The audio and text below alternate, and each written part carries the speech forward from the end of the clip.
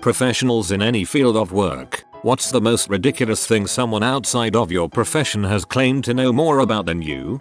Canon don't make professional cameras, okay buddy?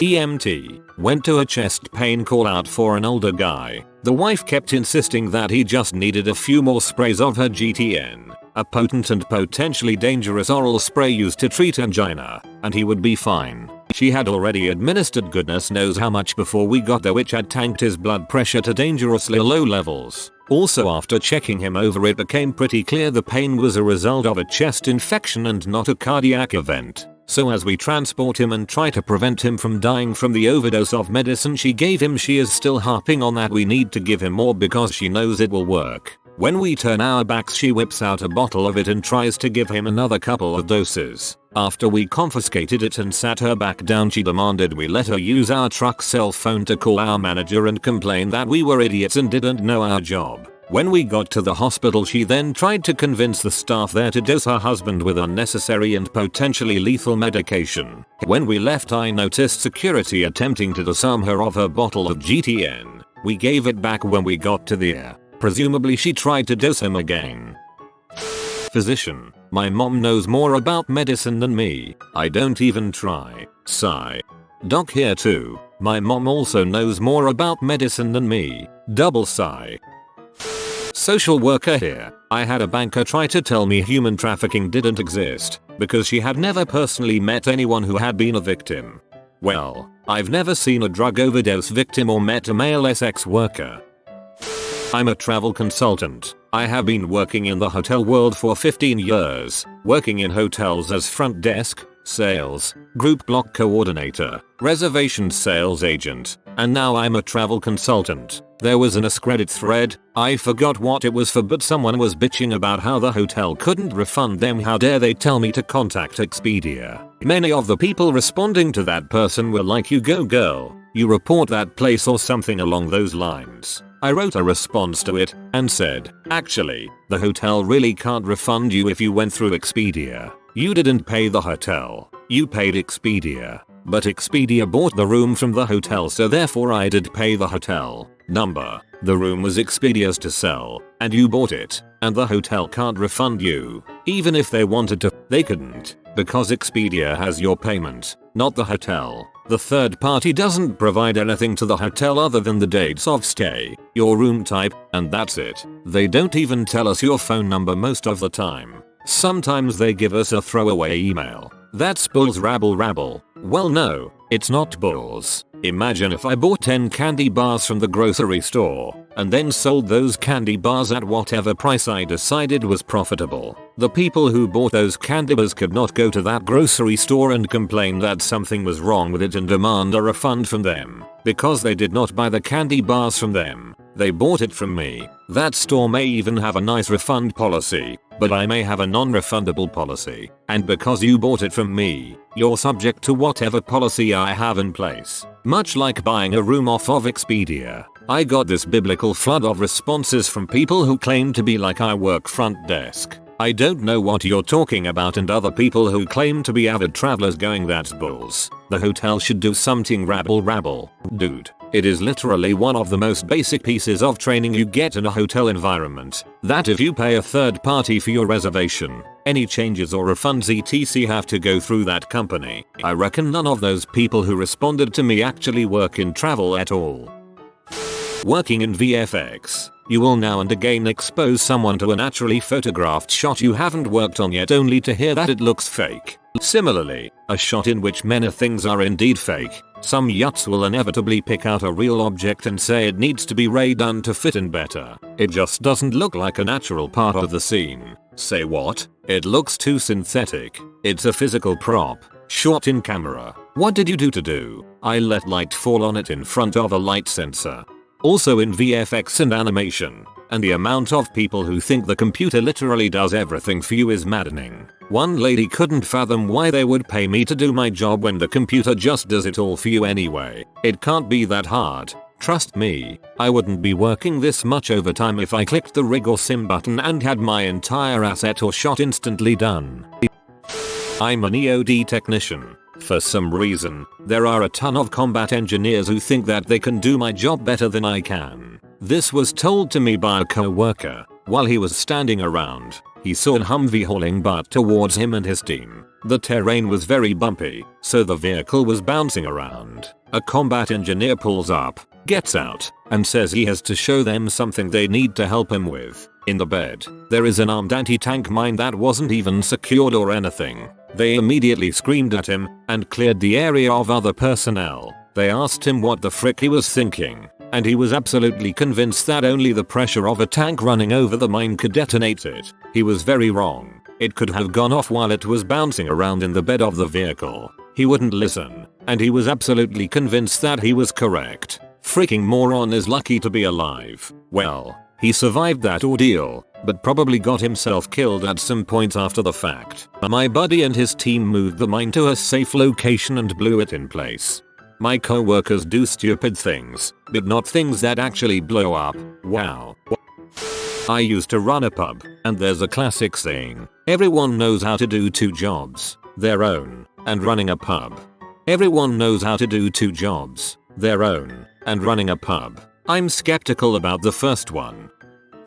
I work for a tea shop. Before this I worked in another tea shop in Britain. I once had a customer insist that green tea was caffeine free. It's not, if you were wondering. I would like to clear up a few misconceptions about tea, but first I would like to state that I am not a scientist. I am in no way a scientific expert regarding tea. I have worked in the tea business for the last 6 years. I have had extensive training and I am passionate about it. However, I admit that I do not know everything there is to know about tea. However, I do know this. 1. All tea comes from the same plant called Camellia sinensis. The flavor, properties, caffeine content changes depending on where and how it's grown, and then more importantly, how it is processed is what changes the type of tea. Black, green, yellow, oolong, poo, white, etc. 2. Since all tea comes from the same plant, all tea has caffeine in it. That caffeine content changes based on the above methods, but also it can change every year on soil acidity, rainfall, etc. It also changes by which leaves and which part of the leaves are used to make tea.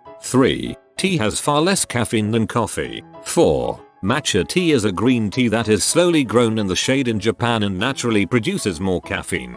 It is then finely ground, and because of that the consumer is ingesting everything from that plant rather than just infusing tea leaves and water, which one take out some of the nutrients from the leaves. 4. Not being a scientist, I have no idea about this rinsing a tea bag method to lower the caffeine content, but I have heard it mentioned throughout the years. However, the longer you brew your cup of tea, the more caffeine you will get out of it, so you can draw your own conclusions there. 5. If you think green and white teas are bitter, you are brewing them too long. No more than 3 minutes and try to get the temperature of the water around 79-82 C or 175-180 F. If you don't have a way of telling the temperature, just let your kettle sit for a minute or two after it boils. 6. Rooibos is a caffeine-free plant that is grown in South Africa. It has a very distinctive flavor that people either love or hate. Try it with honey and adding your own spices and it is divine. Also, if you love a milky tea, ignore the snobs and drink it like you normally would black tea. Lawyer here. Someone just told me I was in butthole because I would not answer a real estate question involving a document I had never heard of for a deal in a jurisdiction I don't practice in. Told me I had to know about it and was just being difficult. Don't worry, if you gave them an answer they didn't like, you'd still be in butthole. Medical laboratory technician here. A patient told me that the blood services in our state have him on speed dial because his blood was needed to save all newborn babies. So I said, "Oh, you must be O negative." He replied very seriously, "No, I'm O positive." When I explained that he probably was mistaken, he got very loud and condescendingly told me he's been donating for years and that if I had paid more attention in school I would know the basics of how blood works. I'm a freelance graphic designer. I mainly do logos for small businesses and the like, and the amount of people who ask me to give them discounts because they could do it is absolutely ridiculous. Don't even get me started on people explaining to me why me doing work for them for free will help me in the long run. I'm a mechanic by trade. A guy I know bought an older European sports car to fix up. It doesn't run, so he got it cheap. I told him that it's definitely going to cost him way more than he thinks, and it's not going to be easy for him to do himself. Not to mention the difficulties of finding parts for it. He would probably save money if he just bought a new one. He just blew it off and gave me some strange twisted reasoning about how he can do it cheaper and make it better. Okay dude, whatever. So far he's sunk thousands of dollars into it, and it still doesn't run. I believe that he's pretty well invested into the sunk cost fallacy at this point. Bye bye retirement fund. Can think of no better investment than a used German luxury car. Parts are cheap and cars like Audi are easy and even fun to service. My dad tried convincing a biology student of the importance of cryptozoology and the existence of Bigfoot. Bartender, I'm consistently amazed at how little people know about alcohol. I've got a million stories, but there's one request I've been getting a lot lately. My bar has a Long Island variation that's essentially a shot each of tequila, vodka, rum and gin, along with peach schnapps, Sprite, and 2 very sugary fruit juices topped with grenadine. People have been requesting this drink without the grenadine because they think that extra sugar is what's making them hungover. Nah man, you're hungover because you just took 4 shots and consumed 80 grams of sugar. Trust me, that 1/4 oz of grenadine is not going to make a difference. I'm a commercial property manager. In certain commercial leases, it's the tenant's responsibility to maintain plumbing, HVAC, etc. So you don't call your manager and demand your bulbs need to be replaced or toilets leaking like you would in residential. One of my properties had a main meter from the city then submitters to the individual suites. Our meters were monitored and billed by a third party who would then let us know if a tenant's usage had spiked. We would let the tenant know that they probably needed to investigate since something on their side of the meter was possibly leaking. We notified the tenant. He freaks out and tells us nothing is leaking. He freaks out further when his bill is 4 times higher. I tell him again, maybe get a plumber to investigate. He says he doesn't need a plumber because he is a water engineer. Side note, his business was one of those mailbox stores in a shopping center. Turned out his toilet was running. Oh geez, I hope he catches it. I'm a music producer, engineer, studio instrumentalist, and it's amazing how many of the artists I work with, many of whom are talented singers, but have no knowledge of music theory or recording, think they know better than me about it. It slows down an already tremendous process. I'm a water professional. Been told numerous times there are no asbestos water pipes. I've been told that would be illegal and unethical. Asbestos concrete pipes are one of the most common types of water and sewer pipes. When I bought a house, people told me not to bother with an asbestos check because it's been banned for decades. 1. It's only been banned since 2003. 2. The house was built in the 80s. I'll leave it up to the professionals to tell me. Had someone argue with me that vaccines gave their child Down syndrome. Yep, injecting unsuspecting babies with extra chromosomes. I'm a radio presenter. I once spent 15 minutes at a dinner listening to a woman tell me that I didn't work on a certain radio station that I had worked on for 6 years. It was quite honestly the maddest thing I'd ever heard. No, it's not that one. And if you don't really understand, don't worry, me neither.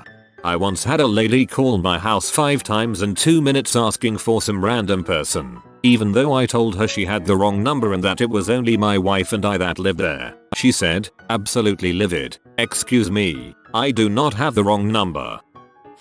I sell tickets at a ski resort. Last Monday we had Rotary Night, where tickets are cheaper than normal and all proceeds go to charity. Tickets were $25, but if you bought them online they were $20. This one lady comes up and asks for a ticket and I tell her the price, $25. She gets super angry and insists that they are $20. I show her on my computer how much they are when I ring a ticket up. She claims that nowhere online does it say that the $20 tickets are online only. So, I pull up our website and show her that it does indeed say that the $20 deal is online only. At this point she has raised her voice at me and tells me it didn't say the same thing earlier that day, which everyone I work with knew it did. She makes me call a manager. He says the exact same thing to her and explains to her that these tickets are normally $72 and she is saving money today anyways. Plus all proceeds go to charity. She gets angrier and states that she isn't here for charity. We normally aren't open on Monday or Tuesday nights anyways. My manager proceeds to tell her that there is nothing we can do about the price change, that she can either buy a pass or not. She goes to find her family and comes back with her husband, who tries to say the same things. Slaps for head. I don't make enough money to deal with this sort of crap. Pediatric nurse. So I love hearing how bad vaccines are, how medications are toxins and chemicals, how effective essential oils are, how the fact that each nurse does certain things a little different it must be wrong. I'm a standard small shop barista and once a girl asked me to make her a hot chocolate with a shot of espresso, which is what a mocha is since we use the same chocolate powder for both types of drinks. I tell her, oh, do you mean a mocha? If I charge you for a hot chocolate plus the extra shot it will be more expensive than if I just charge you a mocha, mom. She proceeds to tell me she knows more about coffee and that the two are totally different due to the different way we prepare the chocolate. Instead of arguing with her I go ahead and make her the drink but had already written the M for mocha on her drink label. When I hand her the drink she proceeds to get hella angry and demand I remake her drink like she said, a hot chocolate with an extra shot. So I go back to the bar and basically just put her old drink into a new cup with the HC for hot chocolate. She takes a sip and goes, yep, much better. Pharmacist. Have had more than one person try to convince me that their liver was special and that they developed a tolerance to enormous doses of Tylenol. Pro tip, you do not develop a tolerance to acetaminophen and no one gets to exceed 4000 mg day. Mostly, these patients have developed a tolerance to hydrocodone and are looking for ridiculous fills of Vicodin. Sir, Dr. A has given you the maximum dosage. I cannot fill the prescription from Dr. B. Frick you, my liver is special. Runner up. Pick anything said by Dr. Oz. Frick Dr. Oz. My mom was having intermittent trouble with her internet connection. I'm an IT and, as all people in IT know, you become the family tech person. I went to investigate. Mom had a network cable running from her computer to an extra modem under her desk. The modem was connected to a coax cable running from the wall. Her house already had a modem and a wireless router. I asked her why she had a second modem under her desk. She told me that she'd complained to the man who'd just installed her dishwasher that her internet wasn't working well. He'd offered to take a look and, finding an extra modem in the basement, fixed the problem for her. None of this really bothered me as much as how hard I had to argue with her that this wasn't helping. She was convinced that, because she trusted the guy, he had to be right. She finally relented when, face in my hands, I moaned, I do this for a freaking living. My stepdad had a home office that he actually worked out of, so I set up the modem and router in that office so that all of his devices could be hardwired. Since he was actually working on the internet, he took priority. Mom just casually surfed. But yes, connecting directly to your router is great if you can do it, especially 15 years ago, when wireless wasn't as reliable. Second, think of a modem as a doorway to the internet world. The router just splits off access to that door so that multiple devices can go through it. And each door, modem, has a key, called a MAC address, that your service provider needs so you can walk through that door. But the world doesn't start until the line from your house hits the pole. So, knowing this, a second door won't get you to the world any faster, and it certainly won't work without giving your iSpit's key, MAC address. Even if you could get it to work, which I don't think you could, it would be like putting a second front door on your house. So basically the modem under mom's desk was just a powered on brick that was talking to nothing. I hope that explains things, but maybe someone out there can do a better job of it. And finally, the issue was a crappy, aftermarket wireless card in her PC that was a finicky beast. But it was so long ago, I can't remember if I replaced it or suggested she get a newer PC as hers was near end of life. I think I also moved the router a little. I did a lot of work for them over the years. It's hard to remember all the fixes. Oh, and my stepdad would slip me a $50 every now and again because he knew that, at the time, desktop support charged $80 hour. It was a nice gesture and filled my beer fridge.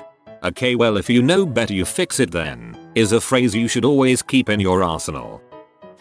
I'm a tattoo artist. Had a client try and tell me how I should go about tattooing color. She was completely wrong. and wouldn't believe me when I tried to explain how tattooing actually worked because her cousin told her how it is. Also had someone tell me once that they thought tattooing seemed pretty easy and that they could probably do pretty well at it because they decorated cakes at Hivi.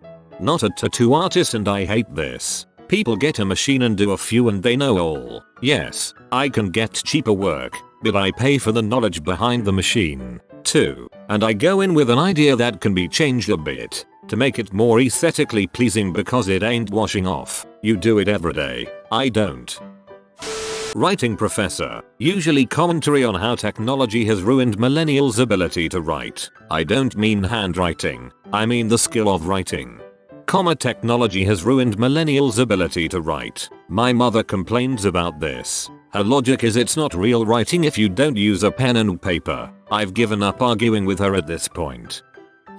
A know-it-all told me, a professional musician music instructor, that his favorite piece of music of which he claimed expertise was Bach's Fifth Symphony. When I politely commented that Bach never wrote any classical symphonies, and that perhaps he meant Beethoven, the guy simply said that he knew what he knew and that's all that mattered.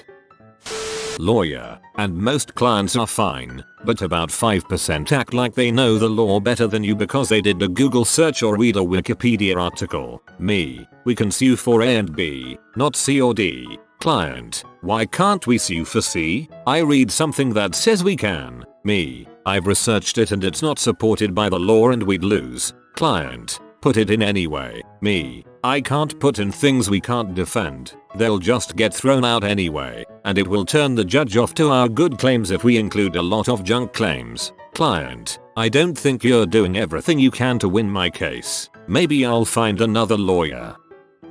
Historian, the amount inaccurate crap I hear about Hitler could write a book in and of itself.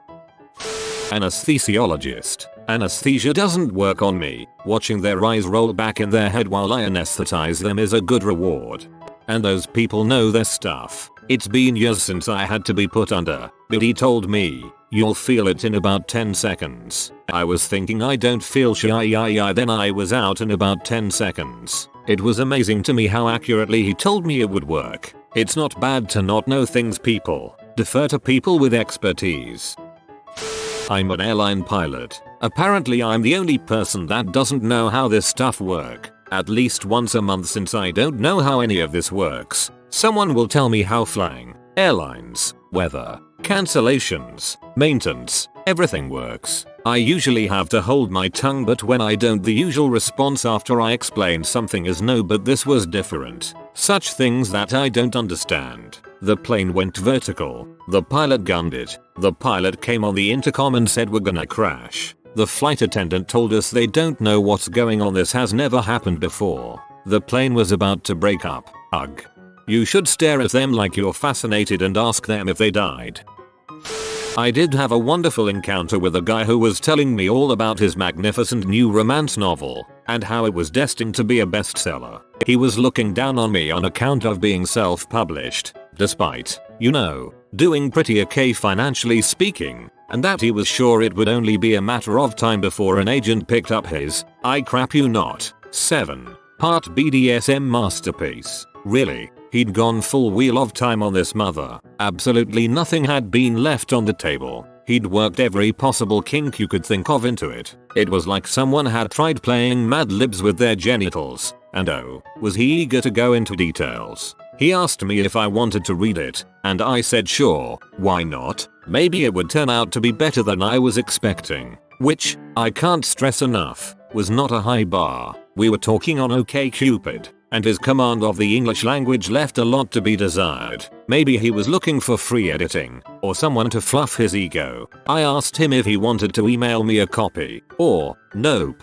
Oh, I haven't actually finished it yet, he said. I've just done the first 5,000 words or so, but I've got it all planned out. Writing's the easy bit. Sure thing, buddy, whatever you say. Writing's the easy bit. Must refrain from B-slap. I had a patient tell me that I was a sham doctor for telling him that his dry weight went up by 10 pounds because he eats too much. He had a Jolly Rancher stuck to his t-shirt while proudly telling me that he eats nothing but salads. The ridiculousness of what you typed is just awesome. I imagine the comic book guy from The Simpsons just proclaiming only salad but not seeing the Jolly Rancher. Amazing stuff. I'm zookeeper. Please enlighten me as to why tigers make wonderful pets. MD, MPH, epidemiologist. People who are against all vaccinations.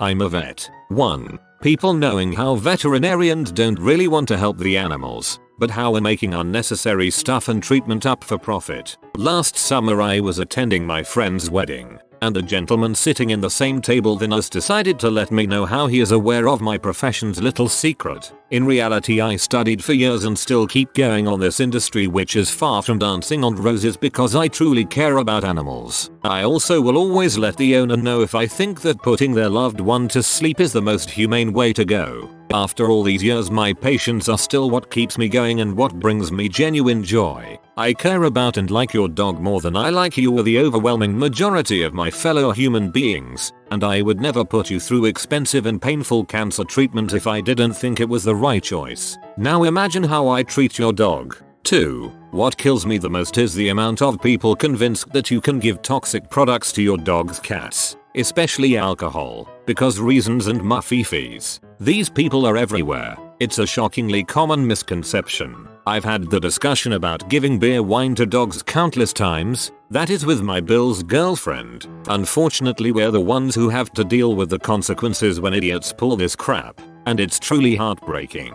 There especially seems to be a new trend of people getting their pets drunk because apparently it's funny, and then filming it to social media. This Christmas we had a record number of dogs accidentally drinking alcohol. Please, dear humans, don't give a single drop of alcohol to your dogs. It's toxic, harmful and potentially life-threatening. Even very small amounts can be fatal. There is no way you can explain that away. Your dog might be your best friend, but beer is one thing you can't share with him. If you want to enjoy a bonding experience, give your friend something appropriate to enjoy.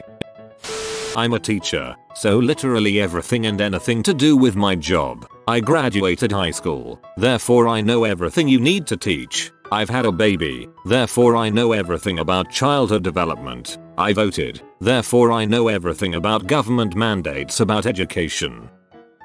I'm a penetration tester, basically a professional good guy hacker. I've been told by a lot of people Macs don't get viruses can't be hacked. They can, and that attitude makes it a lot easier for attackers because most Mac owners don't use antivirus. Penetration tester sounded way cooler before you explained what you did. Still cool though. I work for children age 6-17 that are in the governmental foster system, either for bad parenting or bad attitude. I get an endless source of parents that think they could do a better job. Maybe there is a reason why they lost custody. You use medication on children? You monster. I would never do that if I were in charge. Sorry, I know it's not the point of your post, but I couldn't help but get stuck on I work for children. Well said. That last sentence sounded like Ron Swanson in my head.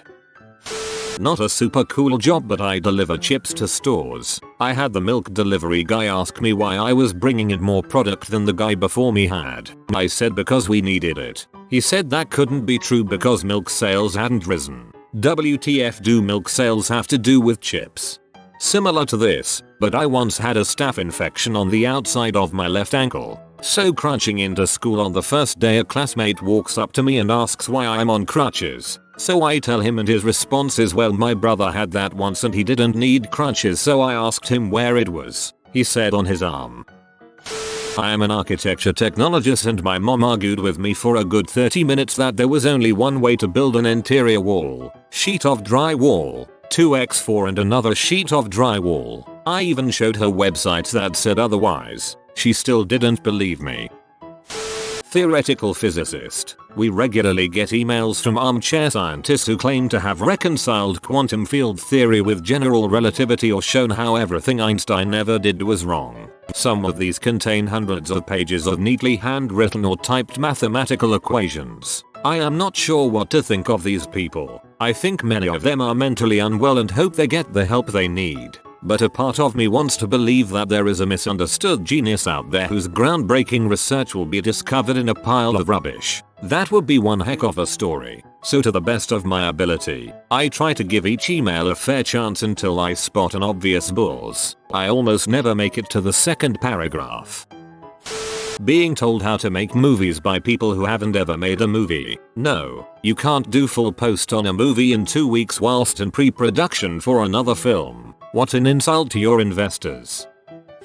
I was a bra fitter and the amount of women I had straight up argue with me about how sizing works was amazing. Oh, you've been wearing a 36B and couldn't possibly be a 30-40? Then tell me why your band was halfway up your back and your breast tissue was slipping under the wires of your cups. Side note, real 36B breasts are actually pretty rare. I've fit maybe 10 out of the 1000 plus fittings I've done and seen dozens upon dozens of women who thought that they were a 36B but weren't. The worst was mothers who couldn't believe that their 14-year-old was a D. Like, lady, she's only a 32 band. Her boobs are the size of an orange, not her head. Calm down and let me do my job. I've actually had some mothers go behind my back, grab whatever size they thought their daughter should be, and make the poor kid try that on to prove to me that I was wrong. Teacher here. Anyone who says they would just tell the kids what to do and they'd do it. Hahaha, you have no idea. Behavior management of mental teenagers is a skill you have to learn. It's bloody hard and emotionally exhausting, even when you are good at it. Getting their attention is one thing. Teaching in an effective way is an entire separate book they have probably never heard of. Teaching is hard. Like this video and this good boy will play you a nice song. Like and subscribe, you magnificent person.